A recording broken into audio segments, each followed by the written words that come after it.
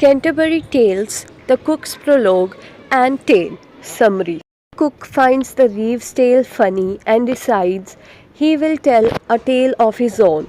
Harry Bailey teases him a bit but agrees. The cook begins his tale, which he claims is a true story about a man named Peter. Peter was as full of love as full of sin, and so fond of partying that he often left work early. He liked to gamble and visit the brothels, sometimes even taking money from the shop where he was an apprentice to indulge himself. Eventually, this behavior caused the shopmaster to dismiss him. Now, unemployed Peter moves in with a friend who happens to also enjoy reveling, dice, and sport, and whose wife earns money as a prostitute. Analysis. Scholars also classify this tale as fabulous, although it is less well developed than the two previous tales in that genre and tends to be moralizing rather than carefree. It is also unfinished, and scholars do not have a firm explanation why. This tale follows closely on the heels of the previous one, as something in the Reeves' tale has inspired the cook to share a story of his own. He notes that he wants to tell a little joke rather than elaborate on the jest of malice played upon the miller. It is interesting to note the progression of women's role thus far in the stories. The Knight's Tale involved a noble chaste lady. The next two stories involved women easily seduced. This story involves, however briefly, a prostitute. The Canterbury Tales, The Man of Law's Prologue, Tale, and Epilogue. Summary. Harry Bailey notes that it is now 10 o'clock in the morning and calls upon the man of law to tell his story, reminding him of his promise to participate in the storytelling. The man of law agrees, and although he claims to only speak in plain prose, he proceeds in rhymed verbs.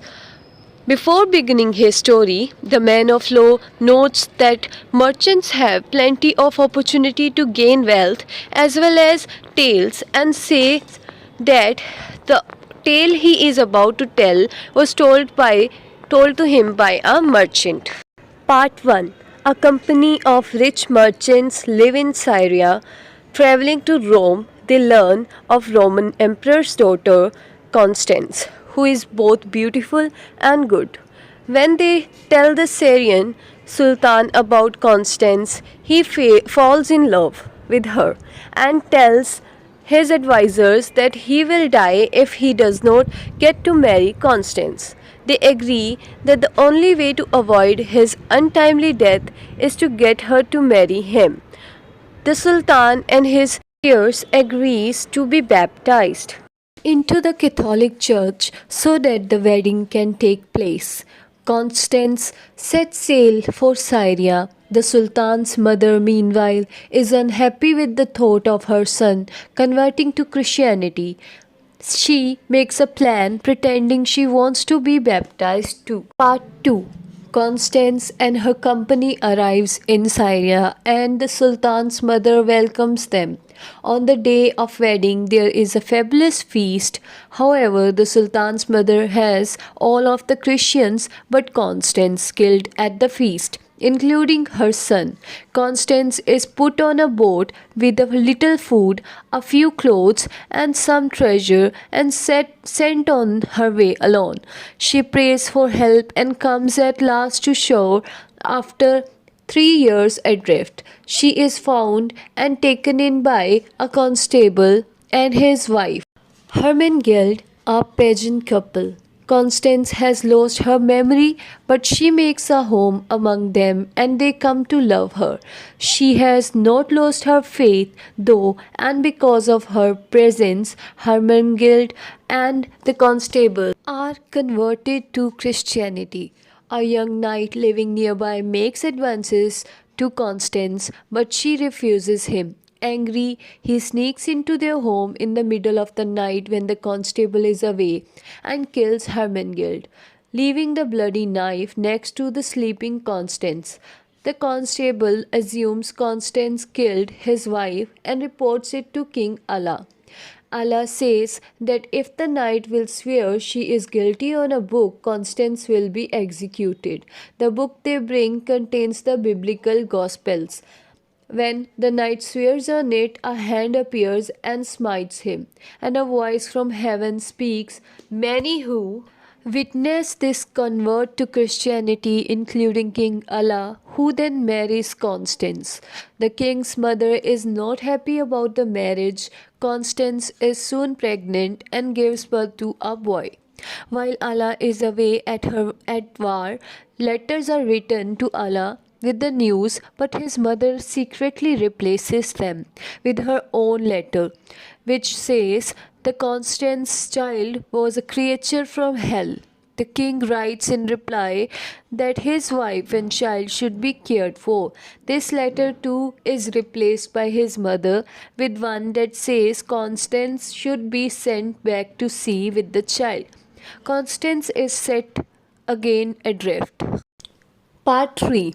When King Allah comes home and learns what has been done, he figures out his mother was behind the whole plot and has her killed, but he is consumed with grief.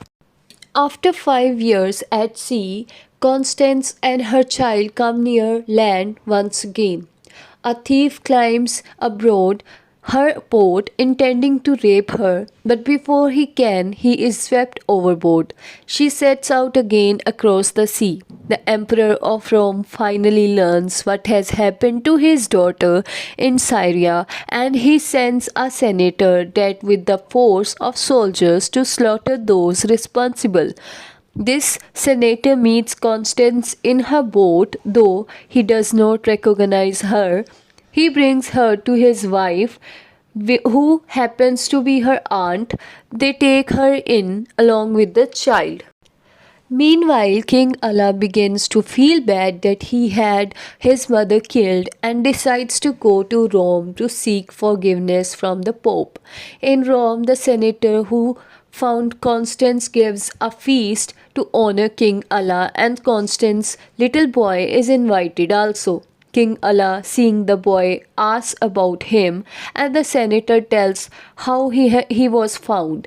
King Allah suspects that the boy might be his and asks to meet his mother.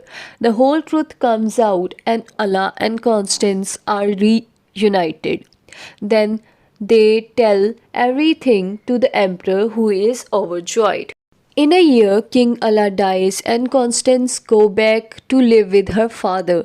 Maurice, her son, eventually becomes Emperor of Rome. After the man of law finishes his story, Harry Bailey compliments it and then calls on the parson to take his turn, but the shipman says he wants to go next instead. Analysis. This tale is a cross between a romance such as Knight's Tale and the story of saint, such as later tales about Christian martyrs. Like a romance, the story has noble characters, involves the marriage of a beautiful lady and a noble husband, and moves along a story arc of suffering and trials to eventual joy.